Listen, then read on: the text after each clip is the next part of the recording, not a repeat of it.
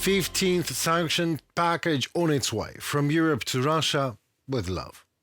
Second topic is a corruption, an internal enemy for Ukraine. And an interview with Jake Broe, United States Air Force veteran who served as a nuclear and missile operation officer. Good afternoon, my name is Henry Keane and we are UATV English, an English-speaking Ukrainian state media in constant persuasion to deliver hot truth in easy terms for the whole free world directly from Ukraine. Christmas time, Russian missiles fly, Europe singing sanctions rhyme. Well, sorry for that, but there is at least some reason to rejoice. The Council of Europe adopted its 15th package of sanctions against Russia, targeting the Russian shadow fleet of tankers and the military-industrial complex, of course. Amen to that.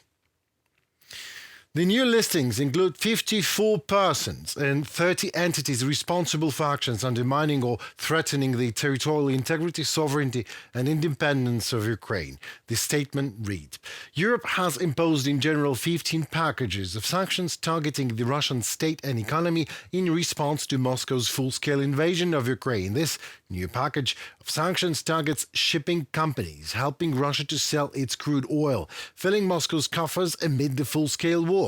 The EU also banned 52 vessels transporting Russian oil above the $60 per barrel price cap from accessing EU ports and services.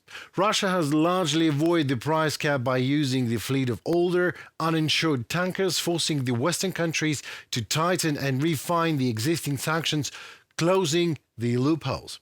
So in easy terms, the latest package is more personal, concrete and down to the ground, so to say.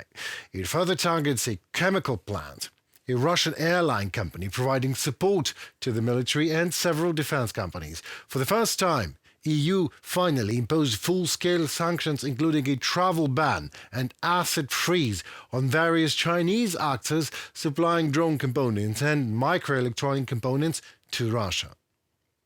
This package of sanctions is part of our response to weaken Russia's war machine and those who are enabling this war, also including Chinese companies. It shows the unity of EU member states in our continued support to Ukraine. Our immediate priority is to put Ukraine in the strongest possible position. Kaja Kallas, the EU's chief diplomat. Individual listings include the Russian military unit responsible for a deadly strike against the Ohmandit Children's Hospital in Kyiv in July. Top managers of energy companies, individuals involved in the deportation of Ukrainian children, dissemination of propaganda and sanctions circumvention, and welcome to the club, also to senior North Korean officials. In case you didn't know, the EU sanctioned North Korean officials after Pyongyang dispatched over 10,000 troops to aid Russia's war. So North Korean soldiers recently saw actual combat with Ukraine during ground assaults in Russia's Kursk Oblast. Here are the results alive, well, almost alive.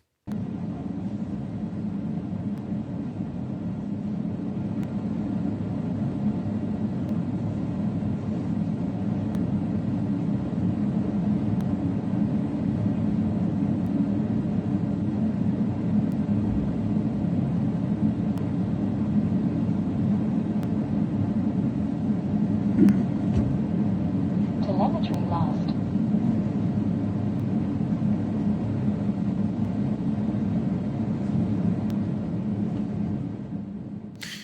What a truly international friendship. Looking at all that, maybe Europe further added 32 entities to the list of those directly supporting Russia's military-industrial complex, including people and companies based in North Korea, China, India, Iran, Serbia, and the United Arab Emirates. I wonder if there are any American companies on that, but just asking. Heavy fighting on the front lines of Russia's full-scale invasion, dragging out for almost 3 years, has left thousands of Ukrainian soldiers seriously injured or killed in action. Many still fighting for years along more than 600 miles of the front line in Ukraine's east and south are exhausted as they face what Alexander Syrskyi, Commander-in-Chief of Ukraine's armed forces, describes as one of the most powerful Russian offensives. Earlier this year, the government stepped up mobilization to increase the army's ranks by hundreds of thousands, on top of more than 1 million currently defending the country. Yet the effort to scale up Ukrainian forces against an enemy with more manpower and weaponry has been tainted by mushrooming corruption scandals. Officials in the Ukrainian healthcare system are suspected and actually caught red-handed of taking bribes to help men avoid mobilization by obtaining fake disability. Military Social Evaluation Commission, MSEC, the state medical commission responsible for clearing men to be fit to fight. Ukrainian Special Forces sniper who goes by the call sign Bart told the Kiev independent media, responding to the alleged corrupt schemes aiding draft dodgers, the following. I quote, "We do our job on the front line because someone has to. But there are specific institutions that must do something about that corruption," he added. Zelensky has put it in even more straightforward way. This is truly an internal enemy. Lists of draft dodgers with fake diagnoses were found alongside millions of dollars in cash during the search of the apartment of Tetiana Krupa, the head and chief doctor of Khmelnytsky Oblast's MSEK. Law enforcement officers found money in the apartment in almost every corner, in wardrobes, drawers, niches. The State Bureau of Investigation. Well, like Zelensky or not all you like, the bare fact is, under Zelensky's presidency, Ukraine has successfully rooted out many layers of choking bureaucracy and room for corruption with reforms that introduced digitization of many public services, most notably through the acclaimed DIA mobile phone application. Recent efforts to digitize men's registration as part of the Army's mobilization efforts and to provide services to soldiers currently serving have also shown promise. The new digitalization system replacing MSEC was laid out in a reform plan approved by the government already just recently on November 20th and was already submitted as legislation to Parliament to be adopted. Jake Broe, United States Air Force veteran who served as a nuclear and missile operation officer, expert in deeds of war. Is that right, Mr. Broe? Good afternoon. Good afternoon. Thanks for having me. Yeah, well, the pleasure is all ours. So the first question, apocalypse now or a little bit later? As it seems to me, the world is still way more concerned about how much a war in Ukraine costs instead of what it will cost if lost. I've heard that the American Senate recently ordered a calculus of sorts from a holy trinity of American intelligence agencies, FBI, CIA, and NSA, to get to figures. What it will cost if Putin will win. I'm sure both figures and facts will be devastating, but my question is, so what? I mean, will this calculus be in any way a reason for Donald Trump to not weaken military aid to Ukraine, for example? You didn't say the word, but I think you were alluding to a potential nuclear war or World War III.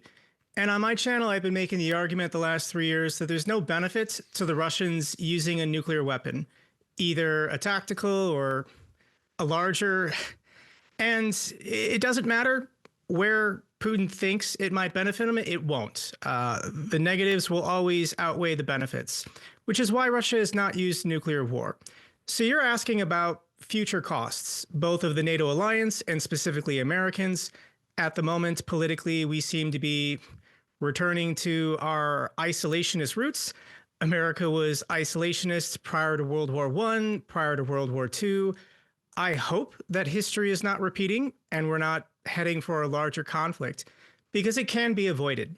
If we give Ukraine the support and equipment they need to defeat the Russians today, we can prevent a broader war.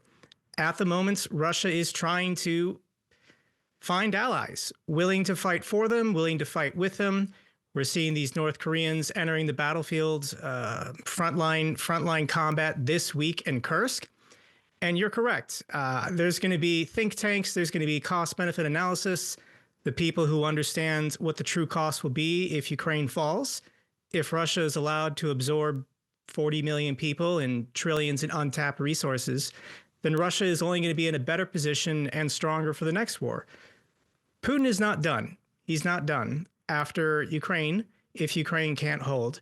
And I am going to make the argument, and I hope smarter brains will prevail, that supporting Ukraine is the cheaper alternative. It is the alternative that saves more lives in the events that Russia keeps these wars going and attacks a NATO country next. NATO countries next. Oh my God, being from Latvia, born and raised in Latvia, I know what you mean. And we don't want to get back to Soviet times. No way. But Donald Trump, the only thing that you can predict about Donald Trump, that he's unpredictable. But somehow, correct me if I'm wrong, even though things that he says might sound awful to Ukraine in here, the things Trump does are actually turning not too bad, or even sometimes very good for Ukraine. Would you agree with that? If any of my subscribers are watching, they themselves are probably shocked. I was on my channel. I was very harsh towards Donald Trump because of the rhetoric being used by people surrounding him. Comments made by RFK Jr. or Vivek Ramaswamy or Elon Musk. True. Or any of these people, JD Vance. I judged Trump based on the company that Trump kept. But Trump himself was always very vague. He was always saying, I can end the conflict in 24 hours. If I was president, this never would have happened.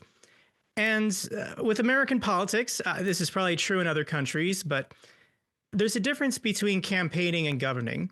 When you're just campaigning, you can say whatever you want. You're not responsible for anything. You're not in power. You're not in office. And in many ways, if things get worse or bad, that actually helps you politically, because you can then criticize the party in power and you can potentially win more votes in the next election. But upon winning, and Donald Trump did decisively win on November 5th, well, now all the responsibility is his. He's going to be taking office on January 20th. And if the situation doesn't improve, if it doesn't get better, Donald Trump is aware that the American people are going to blame him. So Donald Trump, to his credit, is taking this very serious. He appointed, or is going to appoint, Mike Waltz as his national security advisor. I think Marco Rubio as Secretary of State is a good pick. And then his best decision, which is why I'm incredibly grateful for President Trump at this moment, is he chose retired Lieutenant General Keith Kellogg to be his negotiator, his special envoy concerning what's happening between Russia and Ukraine. Retired General Keith Kellogg, he's 80, but he was Mike Pence's national security advisor during Trump's first administration. So he is very familiar with the situation with Russia. He supports Ukraine. He's visited Ukraine in 2023. He has ideas. He has connections. He's talking to the correct people in order to broker some kind of negotiation, ceasefire, or whatever. This is going to be what Trump is going to attempt. He's going to attempt direct negotiations with the Russians to get some kind of favorable outcome, hopefully for Ukraine. But the question is, what if the Russians don't cooperate? What if the Russians don't feel like ending the hostility and stopping the conflict? In real time, we're going to get Donald Trump's reaction when Vladimir Putin tells him no. I think Putin is going to tell him no. I think at the moment, for some reason, Putin believes the war is going well for him and he's winning. I think that's delusional given the costs for taking that wheat field and the costs for taking that tree line. But Putin has done the calculations. He thinks it's to his benefit to continue the war. So I think, and I'm hoping, and we can nudge President Trump in this direction, when the Russians don't stop the hostilities, Ukraine needs more aid. Ukraine needs more weapons. Ukraine needs more support. That's the political battle we're going to have here in America in February. Right. Well, you were talking about the North Koreans. You probably have seen that video, dead Russians lying next to dead North Koreans. Well, what is happening now is Russia invaded Ukraine, and without security guarantees, what would stop Russia to invade even more into Ukraine? And would that be a reason for Trump to accept that option of Ukraine when Russia invades Ukraine fully and just observes the country? Is that will be an option for a ceasefire? Because he says the world and the president of the United States wants the ceasefire. What is ceasefire for the world, do you think, Mr. Broe? I think for the average American, they don't understand how big Ukraine is and how a freeze in the conflict, a ceasefire, or a DMZ is impractical. When Americans think of the word DMZ, it sounds great because we think of North Right. and South Korea. A DMZ of about 250 or 300 kilometers. That is manageable. You can mine that. You can man that. But with Ukraine, the current front lines are like 1,800 kilometers, not even counting the border with Belarus, which Russia did attack from, not even counting Moldova. There's Russian troops technically stationed in Transnistria.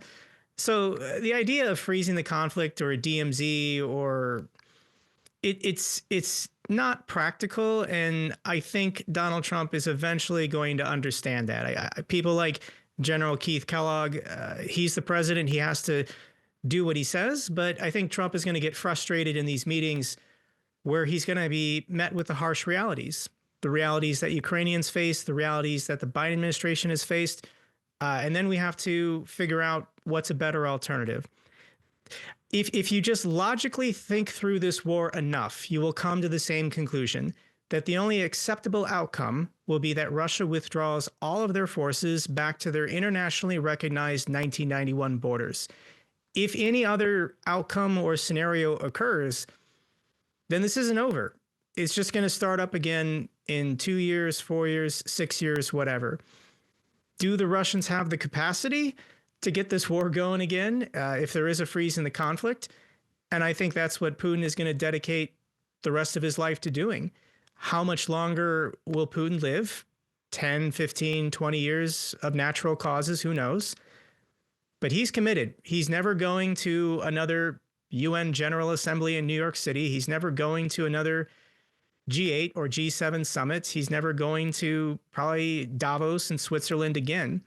This is what he's dedicating his life to, destroying Ukraine, taking as much of their people and land and resources as possible in order to make Russia great again. And at some point, the Russian people have to realize that the costs outweighed any potential benefits. And the average life of the average Russian, which gets worse every single day inside Russia, we have to reach their breaking point where they will no longer tolerate this from their fascist government, basically. Well, do you really believe, Mr. Broe, that if Putin dies tomorrow, the Russian ways will change in any way to the better?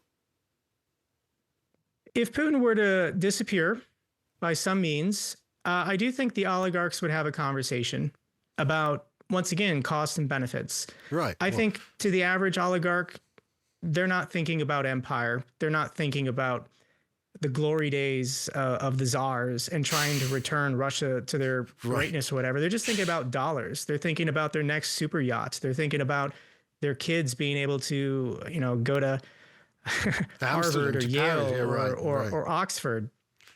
So their lives have become significantly more difficult. They keep getting sanctions. They keep having assets frozen. No one wants to do business with them. So I think if Putin were to, if Swan Lake came on TV inside Russia, and then 3 days later, some nice man in a nice suit came to the podium and explained to the Russian people that something bad happened to Putin, and this guy is now in charge. I think the oligarchs would jump at this to just kind of find a way to reset, de-escalate, and then start recuperating their losses. I mean, the opportunity has been there the last 3 years. There's been so many off-ramps being offered by Schultz and Macron and even Biden to de-escalate and try to stabilize, normalize. Because unfortunately, the world needs Russia. We need their oil and gas. We need their mineral exports. We need their agriculture. They're part of the global supply chain for so many important raw materials. And the West just wants to do business. Capitalist economies are concerned about their quarterly and annual earnings reports. And this war has been devastating. It's been terrible, both for the Russian economy, but also for the G7, for the European Union. There is no economic benefit to outweigh the costs. I agree. What Russia has lost. And I do think if Putin were to be removed from the equation, the billionaires and the oligarchs would try to talk to people and find a way out of this, try and get sanction relief. And if they just took all of their troops back to the 1991 borders, they would get that sanction relief, I think. Well, amen to that. But maybe we should start talking to oligarchs to do something to Putin on this Christmas. That would be a nice gift to the world. Well, anyway, they know they're all being monitored by the FSB. None of them are willing to have that conversation because they know they would disappear first. the same old story. Well, history is repeating itself from time to time. Well, I appreciate you talking to you. It is a real pleasure. You're clearing the fog, and you really are an expert. Thank you so very much for your time and dedication for Ukraine. I see that flag on your wall. Thank you, Mr. Broe. Thanks for having me back on. Thank you. We talk soon. Goodbye. Was Jake Broe, United States Air Force veteran who served as a nuclear and missile operation officer, and we are UATV English. Stay tuned for more. Well, that will be all for today. Thank you so very much and for your time with us. My name is Henry Keane and we are UATV English, an English-speaking Ukrainian state media, source always in persuasion to deliver hard truth in easy terms for the whole free world directly from Ukraine. Please like, share and comment. Your voice matters as it helps Ukrainian voice to be heard globally. In turn, please stay safe and tune for more very soon. Goodbye.